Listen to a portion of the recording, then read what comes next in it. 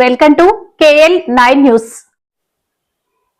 తన నెల్లూరు పర్యటనలో కార్యకర్తలను అడ్డుకోవడానికి 2000 మంది పోలీసులను మోహరించారంటూ జగన్ ఆరోపించారు. చంద్రబాబు తన పాలనను చూసి తనే భయపడుతున్నారు అనడానికి ఇంతకంత నిదర్శనం ఏం కావాలి? సూపర్ 6, సూపర్ 7 అంటూ ప్రజలను వెన్నుపోటు పొడిచారంటూ జగన్ విమర్శించారు. ఆయన వస్తున్నాడేమో, ఆయన వస్తా ఉంటే అభిమానులను ఆపేదాని కోసం అని చెప్పి, ఆయన వస్తా ఉంటే ప్రజలను ఆపేందుకోసమని రోడ్లను కూడా తవ్విన చరిత్ర ఒక చంద్రబాబు నాయుడు గారికి మాత్రమే దక్కుతుంది. ఈరోజు దాదాపుగా 2000 పైచీలకు పోలీసులు, 2000 పైచీలకు పోలీసులు, లెక్కలేనంత మంది డిఎస్పీలు, డిఐజీ ఇక్కడే తిష్టేసినాడట. నాకు ఆశ్చర్యం అనిపించింది. అసలు వీళ్ళంతా కూడా నా సెక్యూరిటీ కోసం కాదు, వీళ్ళంతా జగన్ వస్తా ఉన్నాడు అని అంటే జగన్ను చూడడానికి అభిమానులు ఎవరైనా వస్తారేమో, ఆ అభిమానులను ఆపడం కోసం ఇంతమందిని ఉపయోగిస్తా ఉన్నారు. అంటే ఎంత వ్యతిరేకత చంద్రబాబు నాయుడు గారి ప్రభుత్వం మీద ఉంది అని చెప్పడానికి, ఎంతగా చంద్రబాబు నాయుడు గారు తన పాలనను చూసి తానే భయపడతా ఉన్నాడు అని చెప్పడానికి ఇంతకన్నా ఇంకా వేరే నిదర్శనాలు కూడా అవసరం లేదు. ఎవరైనా ఎక్కడైనా పాలన చేస్తే బ్రహ్మాండమైన పాలన అందించి ప్రజల మన్ననలు పొంది ఆ మన్ననలతో ఆశీస్సులతో వచ్చే పాలన చూసి సంతోషపడాలి. కానీ ఇక్కడ అడుగు పెట్టినప్పటి నుంచి, పాలన మొదలైనప్పటి నుంచి సూపర్ 6లు, సూపర్ 7లు అని అంటూ ప్రజలంతా వెన్నుపోటు పొడిచాడు. పాలనంతా అబద్ధాలు, మోసాలతో కూడిన పాలన చేశాడు. వ్యవస్థలన్నీ పూర్తిగా నీరుగారిపోయిన పరిస్థితులు కనిపిస్తా ఉన్నాయి. స్కూళ్లు నాశనమైపోయాయి.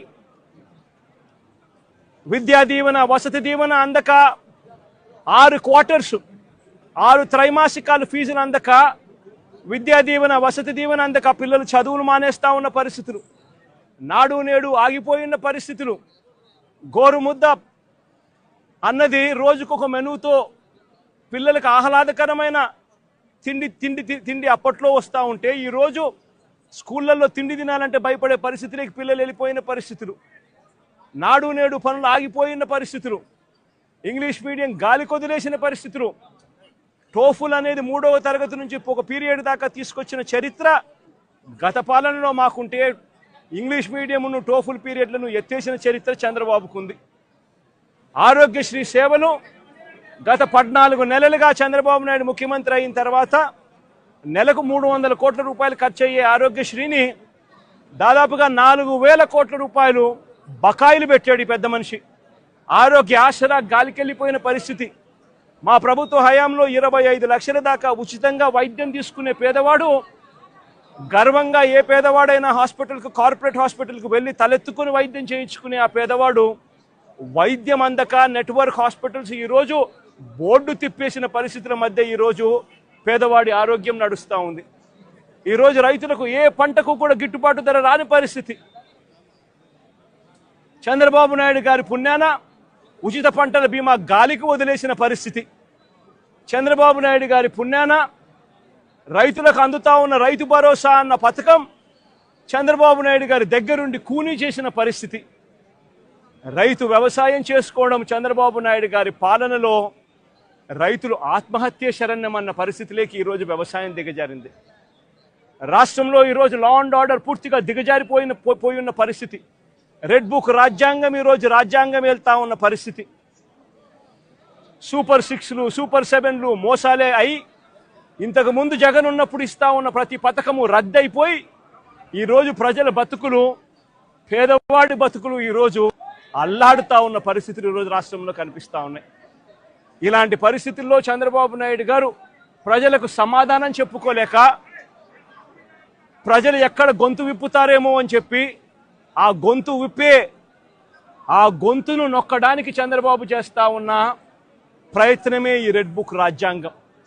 నిజంగా ఈరోజు సారి గమనించినట్లయితే, ఇదే ప్రసన్న నా పక్కనున్నాడు, నెల్లూరులో జరిగిన ఈ 2 ఉదంతాలు చెప్తా. ఎంతగా దిగజారిపోయాడు చంద్రబాబు నాయుడు అని చెప్పడానికి 2 ఉదంతాలు స్పష్టంగా కనిపిస్తాయి. నా పక్కన ప్రసన్న ఉన్నాడు. 6 సార్లు తాను ఎమ్మెల్యే, 6 సార్లు తాను ఎమ్మెల్యే. అలాంటి ప్రసన్నను చంద్రబాబు నాయుడు గారు గతంలో ఎప్పుడు జరగల ఇలాంటి పరిస్థితులు. రాష్ట్రంలో ప్రత్యర్థులు ఎవరైనా కూడా ప్రెస్ స్టేట్మెంట్లు ఇచ్చుకుంటూ ఉంటారు. అటువైపున ఉన్న పార్టీ వాళ్ళు ఇటువైపున వాళ్ళు ప్రెస్ స్టేట్మెంట్లలో స్టేట్మెంట్లు ఇస్తారు, ఇటువైపున వాళ్ళు అటువైపున వాళ్ళని కూడా ప్రెస్ స్టేట్మెంట్లలో ఇస్తారు స్టేట్మెంట్లు.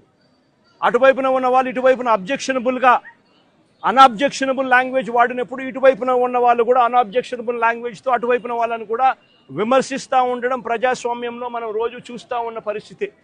కానీ ఎప్పుడూ కూడా ఇలా మనుషులను చంపేయడానికి ఏకంగా 80 మందిని 100 మందిని ఇళ్లకు పంపించేసేసి వాళ్ళు తాగుండి రాడ్లతోనూ కర్రలతోనూ మారునాయుధాలతోనూ వచ్చి కార్లను కూడా తిప్పివేసి పడేసే పరిస్థితిలోకి వాళ్ళు వచ్చి ఇల్లు మొత్తం ధ్వంసం చేసి ఇంట్లో 83 ఏళ్ల ప్రసన్న అమ్మ, ఆవిడ మహిళ కాదా అని అడుగుతా ఉన్నా నేను.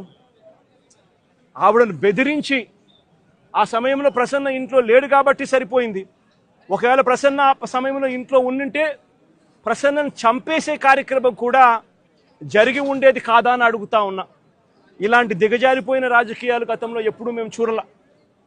నేను అడుగుతా ఉన్నా, ఇదే చంద్రబాబు నాయుడు గారిని అడుగుతా ఉన్నా, అయ్యా చంద్రబాబు నాయుడు గారు, మీ ఎమ్మెల్యేలు ఎంత హేయంగా మాట్లాడుతూ ఉన్నారు అని చెప్పడానికి నిదర్శనం నిన్న మొన్న జరిగిన నగిరి ఎమ్మెల్యే రోజమ్మ గురించి, ఎక్స్ఎమ్మెల్యే అంటే Rojamma ex MLA, sitting MLA, Nagiri Telugu Desam party MLA ఎలాంటి మాటలు మాట్లాడాడు. చెప్పడానికి కూడా సిగ్గుపడే మాటలు, సిగ్గుపడాల్సిన మాటలతో రోజమ్మను హేయంగా మాట్లాడితే ఇదే చంద్రబాబు నాయుడు గారు ఏం చేశారని అడుగుతా ఉన్నా. మొన్న జెడ్పీ చైర్మన్ హారికమ్మ కారు ఆపి అద్దాలు పగలగొట్టి కర్రలతో దాడులు చేసి కారులో తాను తన మొగుడు ఉండగానే దుర్భాషలాడుతూ అన్యాయమైన తిట్టులు తిడుతూ వారి మీద దాడి చేయడం అన్నది మీ డిక్షనరీలో